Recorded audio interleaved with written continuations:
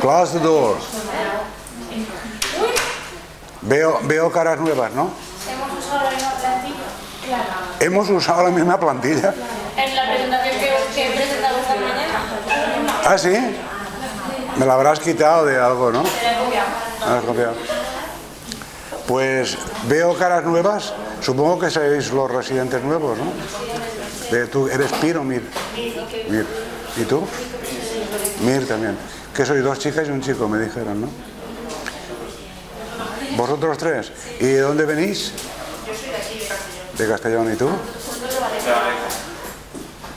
¿Sabéis cómo se llaman los de Valencia aquí, no?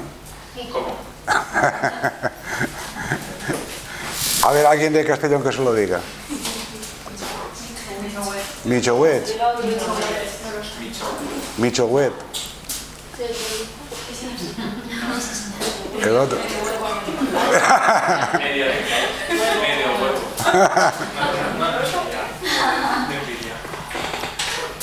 Bueno, eso todo viene del fútbol. Hay una historia ahí detrás de eso. De cuando el Castellón y el Valencia se enfrentaban en primera división hace miles de años. Y venían los de Valencia aquí porque en el campo de fútbol no había urinario. Y entonces venían siempre con un orinal colgado, ¿no? Y de ahí viene el lío este del fútbol. Bueno, para los que no me conozcáis, yo soy Francisco Traver, soy el ex jefe de servicio de este hospital, ya estoy jubilado. Y hoy voy a dar la última clase de este curso que hemos llamado La traumática historia del trauma. Y como siempre vamos a hacer una breve recapitulación de lo que hablamos en el día anterior, que como recordaréis hablamos del duelo y el duelo traumático, hablamos de aquellos tres casos paradigmáticos donde detrás del duelo no solamente había un duelo sino que habían más cosas, ¿no? Hay que recordar que los duelos no son palabras, los duelos son eventos de la vida, life events, y que los life events no son una cosa puntual que sucede, sino que lleva sus características colgando y que muchas veces son estas características que van colgando las que generan las variables ocultas, ¿no? Las variables ocultas que hay que investigar, ¿no? Recordaréis los tres casos que comenté. Para los que no estuvierais, lo podéis ver en internet. Lo tengo todo colgado en la página web de YouTube de Neurociencia y Neurocultura. Ahí podéis encontrar las 10 sesiones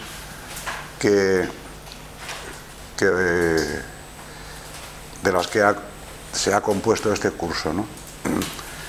Bueno, hoy vamos a hablar de una última cuestión, que es la memoria traumática, y haremos un breve repaso bibliográfico y conceptual. Bueno, la mayor parte de vosotros, si os preguntara qué es un recuerdo, no sabríais qué decir, ¿no? ¿Qué es un recuerdo? A ver, Débora. Tú porque eres adelantada, tú eres una adelantada. ¿Qué es un recuerdo? Es como una imagen que nos queda de una vivencia pasada.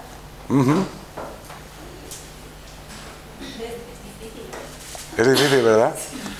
Es difícil sobre todo discriminar memoria de recuerdo, ¿verdad? Porque hay memorias que no tienen recuerdo, ¿no? ¿O no? Luego veremos un caso de memoria sin recuerdo. O sea, hay una memoria sensorial que no está hecha de narrativa y por tanto no la podemos contar porque no hay recuerdo detrás, ¿no? El recuerdo es, como tú dices, una imagen en movimiento, ¿no? Eso que aparece en los sueños, eso es un recuerdo que tratamos de despejar del hipocampo para hacer sitio, para defragmentarlo. Bueno, pues un recuerdo, ahora veréis vosotros, porque un recuerdo no es más que una proteína. ahora lo veremos, a partir de los trabajos de Eric Kandel, que es ese señor que está ahí, y que es el premio Nobel de Medicina, que de nuestra especialidad, el último que ha habido. Ya sabéis que solamente hay 2 psiquiatras que han recibido el premio Nobel. Uno fue Werner von Jauregg, que fue aquel que descubrió que el tratamiento de la esquizofrenia con paludismo, con fiebres, con piroterapia, era un austríaco que se le dio este premio Nobel. Fue un gran error de la Academia Sueca, porque, como sabéis, el tratamiento de la piroterapia pues no aguantó más de unos cuantos años, ¿no? Bueno, le dieron el premio a Werner von Jauregg por no dárselo a Freud, y entonces pues se lo dieron a otro austríaco. En este sentido, este hombre, Eric Kandel, también es de origen austríaco, pero este hombre tiene la ventaja de que, además de ser psicoanalista, pues dejó el psicoanálisis y se pasó a la neurobiología y se pasó a investigar sobre la memoria, ¿no? Y lo hizo con este caracol, con este bicho, que tiene una red neuronal muy sencilla, de la cual ya hemos hablado cuando hablamos de aquello de la sensibilización y la habituación, y yo creo que fue en la 4ª o 5ª sesión donde hablamos de este animal y de su cadena ganglionar, ¿no? Sencilla. Aquí tenéis el libro de Kandel, que es muy interesante, que se llama Psiquiatría, Psicoanálisis y la nueva biología de la mente, donde cuenta pues lo que voy a contaros yo ahora. Si me da tiempo, o si no, por lo menos lo más importante, ¿no? Recuerdos de una proteína.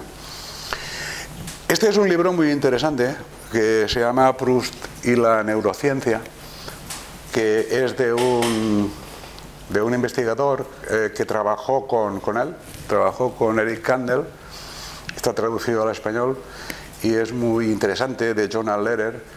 En este libro analizan precisamente a través del arte pues aspectos relacionados con la memoria, ¿no? Vosotros todos habréis oído hablar de la Magdalena de Proust, ¿no? A ver, ¿quién no sabe lo que era la Magdalena de Proust? ¿No lo sabéis?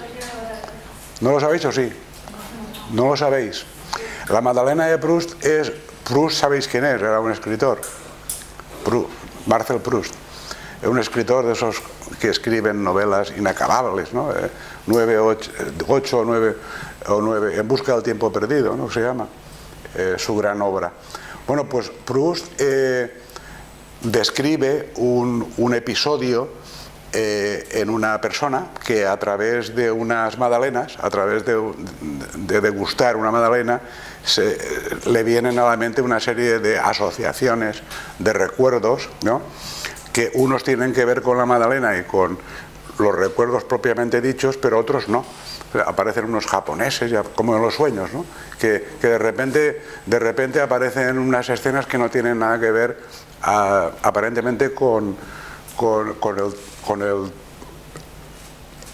el tema de la propia experiencia sensorial, en este caso la experiencia de la magdalena.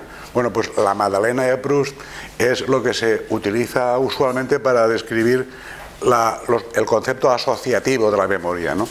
La memoria va tomando aspectos de aquí y de allá hasta que construye una narrativa, ¿no? En los sueños es donde vemos esto de una forma más en vivo, ¿eh? En los sueños, pues los sueños la mayor parte de las veces son absurdos, porque mezclan elementos de aquí y de allá, ¿no? Elementos de aquí y de allá, pero que están relacionados, ahora veréis por qué están relacionados, ¿no? Bueno, pues la proteína que en el laboratorio de Kandel se aisló precisamente a partir de la Aplysia californica es una proteína que se llama CPDB, ¿no? Que es una un marcador que va a las dendritas y que quedan ahí marcados de alguna manera como si estuviera diciendo aquí hay un recuerdo, ¿no? Y las dendritas pues se comunican con otras dendritas que a su vez van expandiendo esa red semántica que son los recuerdos, ¿no? Que, como veis aquí, pues es como una especie de árbol donde en cada ramita pues hay una proteína que es la que marca los recuerdos. Esto es un descubrimiento de Kandel, ¿no? Entonces Kandel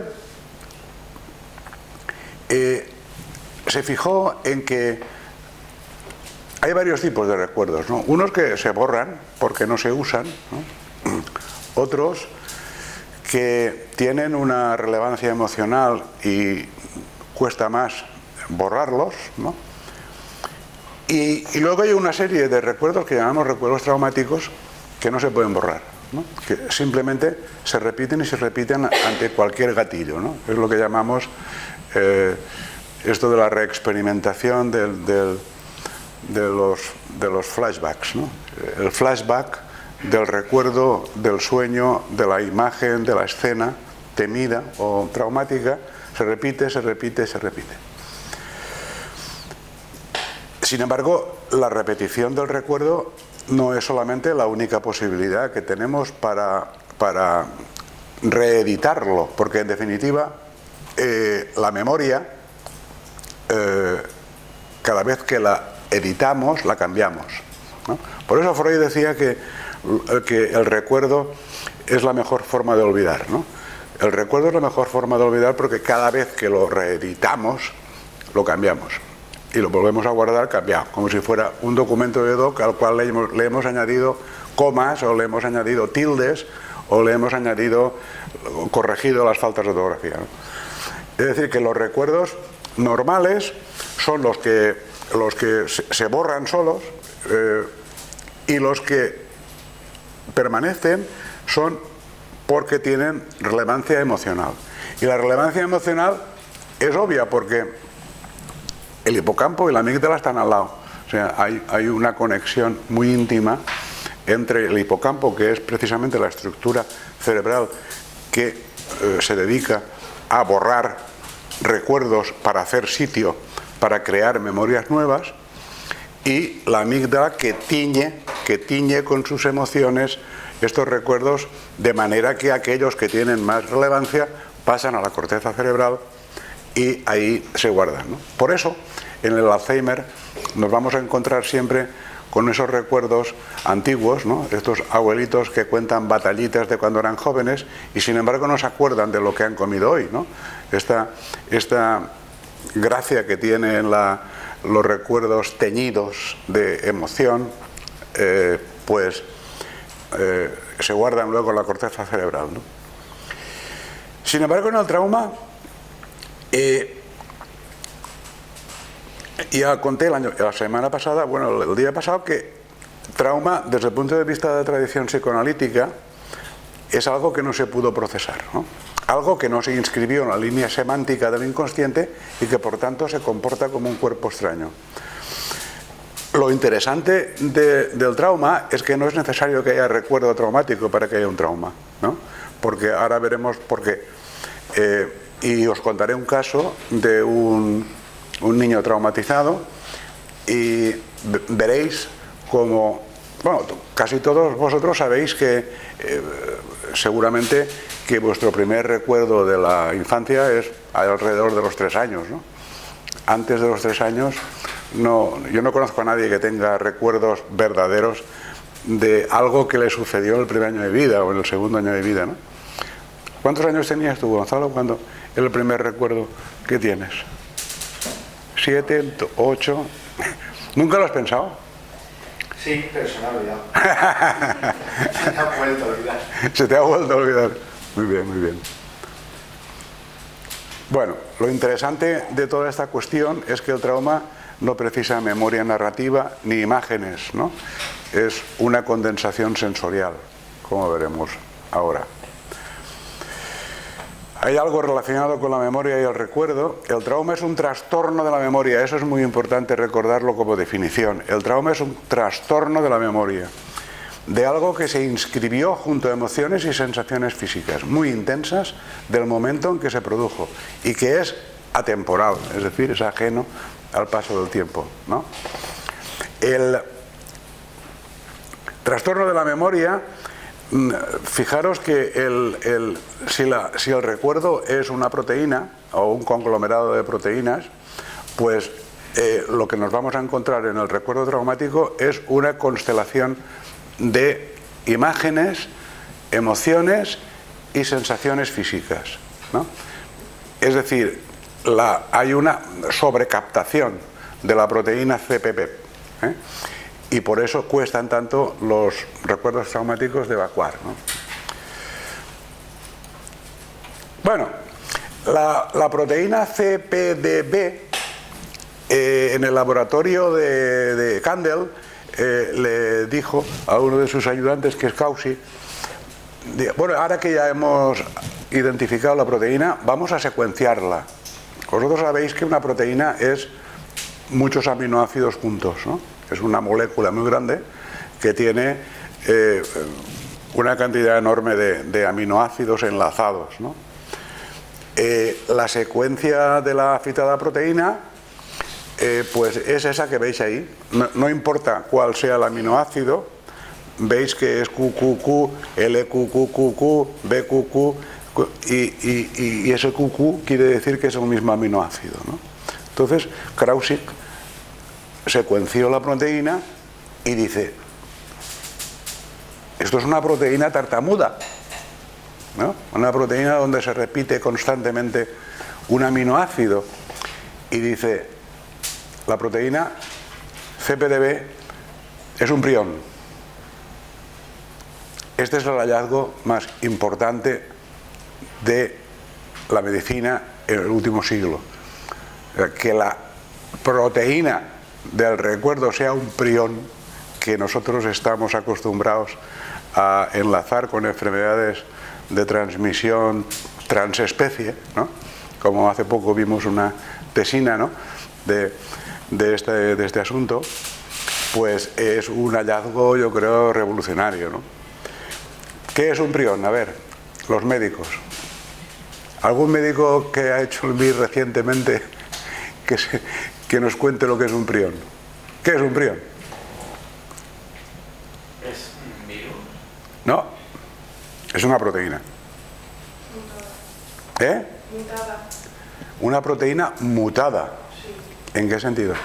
En que no hace la función que tiene que hacer y se convierte, actúa como un virus en algunos casos, ¿no? No es un virus, pero se Es infectocontagiosa, sí, pero no es un virus porque no lleva ácidos nucleicos.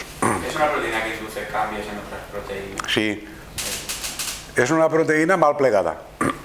Ahí tenéis la foto. Es una proteína que tiene un plegamiento atípico.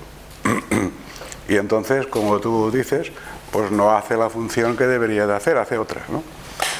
Las proteínas pueden estar en posición cis o en posición trans, levógiras, dextrógiras, ¿eh? Entonces, la proteína para que haga su función tiene que estar en una posición determinada. Si está mal plegada, no hace la función para la que está diseñada. Pero lo importante del prión es que es un agente infectocontagioso. O dicho de otra manera, la memoria es una enfermedad infectocontagiosa. Esta es la gracia que tiene todo este asunto, ¿no? Porque se contagian unas dendritas de otras, ¿eh? Por proximidad en ese árbol se van contaminando unas a otras, y por eso la memoria recluta áreas que no son propiamente semánticas de ella, ¿no? Sino que recluta las próximas, las más próximas. Un día os lo conté a través de la metáfora del WhatsApp, ¿no? ¿Os acordáis de la metáfora del WhatsApp? Joder, es que no me escucháis. ¿O tú no estabas ese día? Bueno, pues lo volveré a contar, la metáfora del WhatsApp. Todos tenemos WhatsApp, ¿verdad? Los que estamos aquí. Todos. Y todos tenemos grupos de WhatsApp, ¿verdad? Hay un grupo de familia, un grupo de compañeros de trabajo, un grupo de amigos de irse de juerga, otro grupo yo qué sé, cada uno de nosotros tiene 200 grupos de WhatsApp. De teatro, ¿no? Un grupo de teatro también.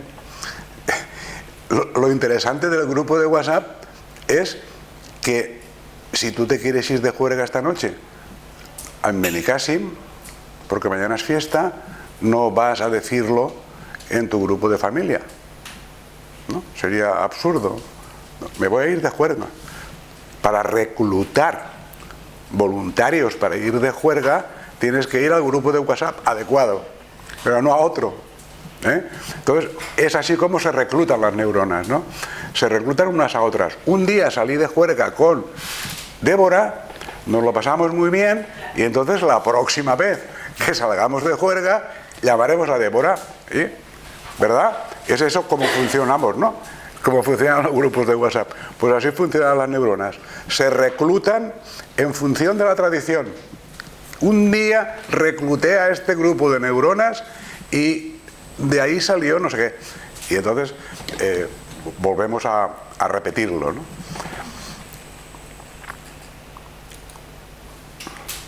Bueno, la proteína CPDB entonces es un agente que se dedica a contaminar las dendritas próximas. Entonces el recuerdo traumático sería aquel que convoca una gran intensidad de expresión en la proteína CPDB y que es un paquete de información, un pack hipocámpico amigdalino que contiene imágenes, emociones, sensaciones sensoriales o corporales. No se borra, pero puede extinguirse con la reedición. Y es por eso que existe una tendencia a la repetición, es decir, la reexperimentación es el mecanismo adaptativo del cerebro para liquidar ese recuerdo. Lo que ocurre es que fracasa siempre por razones que luego veremos. La manera de procesar un recuerdo es pasarlo a la corteza cerebral y hacerlo duradero, ¿eh? El recuerdo traumático se repite precisamente porque no puede pasar a la corteza cerebral.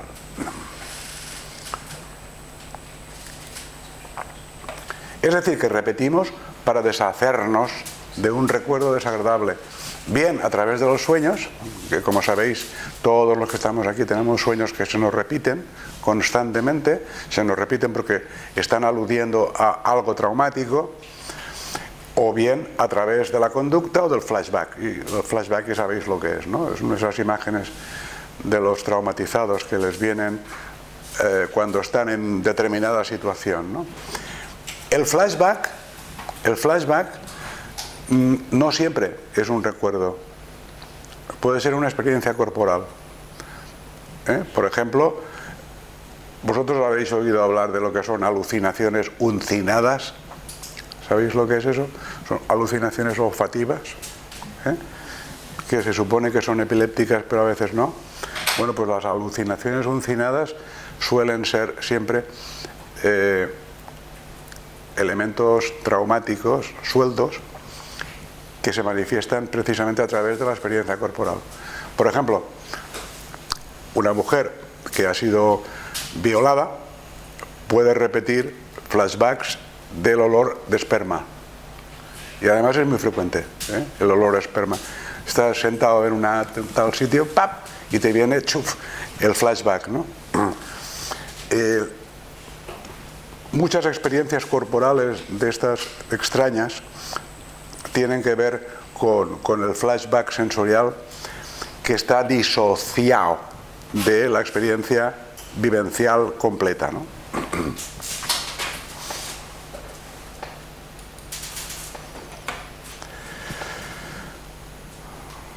¿Por qué no se borra el recuerdo traumático?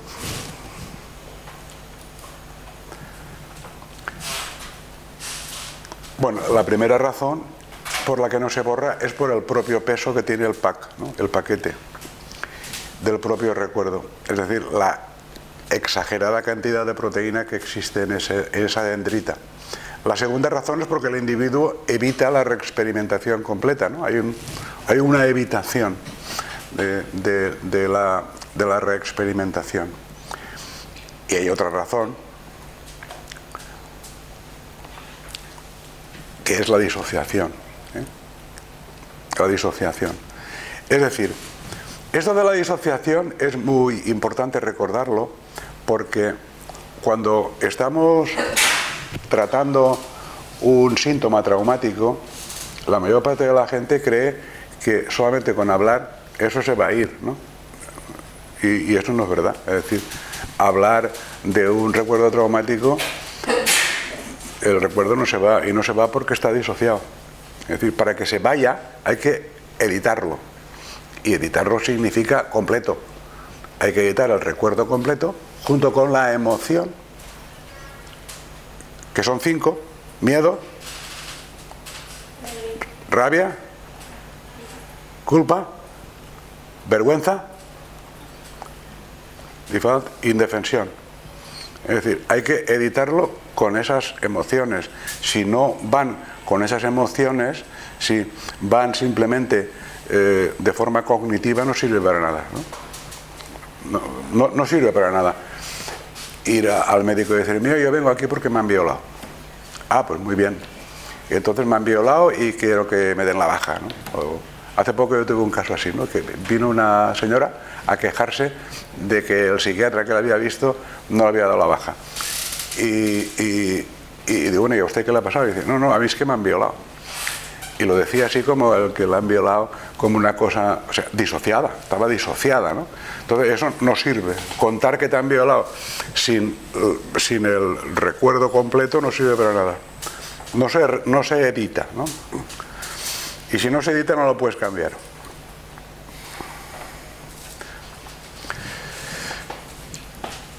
¿Y cómo se trata un recuerdo traumático o un trauma, ¿no?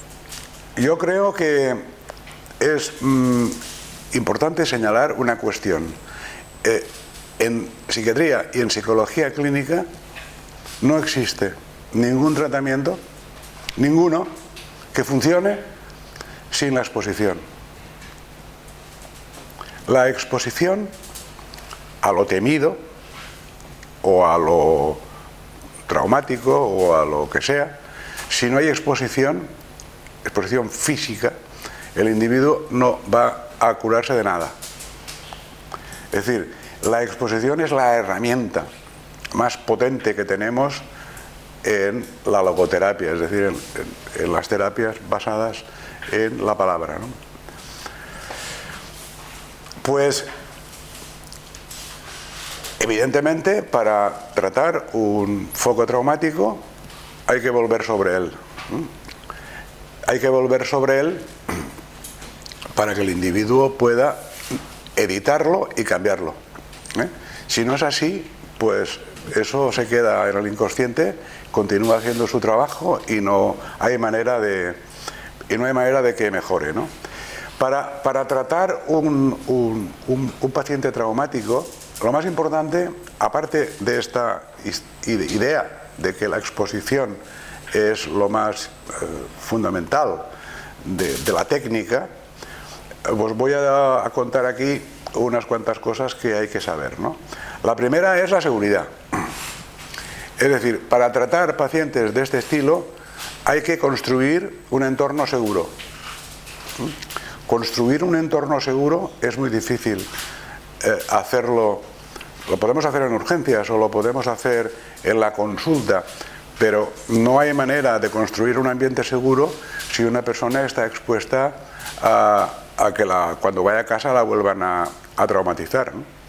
Es decir, la securización, el apartar a la persona del perpetrador, si es que realmente existe un perpetrador actual, es muy importante para tratar cualquier tipo de trauma en lo real, actual, ¿no? Securizar. Por supuesto, securizar quiere decir confianza, ¿no?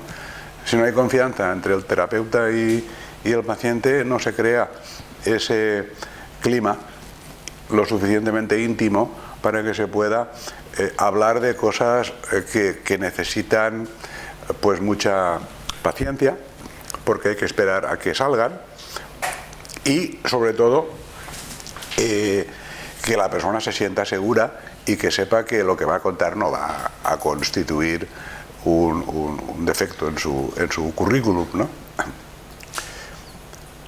Identificar el trauma sin preguntar. Esto es muy importante porque no hay que ir, digamos, como un elefante en una cacharrería, no hay que ir directo a lo que suponemos que sucedió, ¿no? Hay que esperar a que el paciente nos lo cuente, ¿no? Teniendo en cuenta de que el secreto está siempre detrás de determinados traumas de la infancia, ¿no? Es decir, hay que identificar el trauma y plantear una hipótesis explicativa. Naturalmente hay que rememorar la escena traumática impidiendo la disociación. La mejor manera de impedir la disociación es mandarle al paciente que escriba, es decir, que escriba lo que sucedió, y que luego lo lea en consulta. Escribir es la forma natural que tienen todos los traumatizados de salir adelante. El otro día lo hablábamos en el caso de Lovecraft, ¿no? Es decir, escribir es muy terapéutico. Pero aún más terapéutico es escribir y leer en este contexto de confianza y de intimidad, ¿no? Hay que abandonar cualquier estilo interrogativo o intrusivo, ¿no? No olvidar que los pacientes no van a contarnos de entrada lo que ocurre, lo que le ocurrió, si es que lo recuerda del todo, ¿no?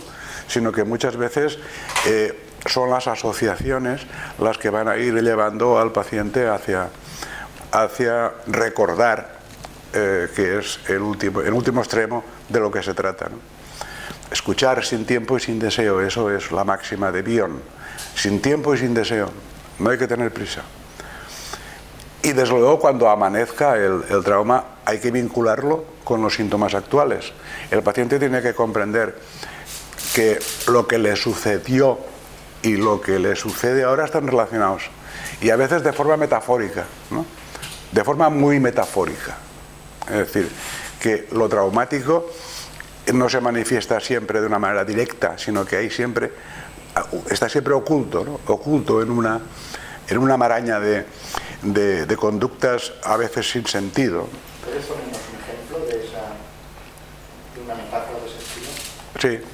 Por ejemplo, una mujer tiene un novio con el cual están bien, tiene una buena relación, pero conoce a otro hombre. Conoce a otro hombre y se enreda con él. Este hombre pues está casado y llega un día en que la relación se rompe. Entonces el psiquiatra le pregunta, bueno, porque ella va al psiquiatra porque tiene una depresión a consecuencia de la ruptura con este hombre. Entonces el psiquiatra le pregunta, bueno, ¿y a usted no le parece un poco raro que haya tenido una depresión ante la ruptura con este, pero no con el otro, con el que llevaba más tiempo? O sea, la confronta con esta contradicción, ¿no? Porque con este llevaba a lo mejor 6 meses y con el otro llevaba 8 años, ¿no? Sin embargo, al otro se lo deja por este, ¿no? Entonces, ella dice, sí, es un poco raro, pero es que a este me gustaba mucho por el sexo. Es decir, teníamos un sexo muy satisfactorio. Y yo nunca había tenido sexo con alguien tan guay, ¿no? Hasta el punto de que yo muchas veces pensaba que era una actriz porno. Y mi fantasía era que me grabaran en todas las posiciones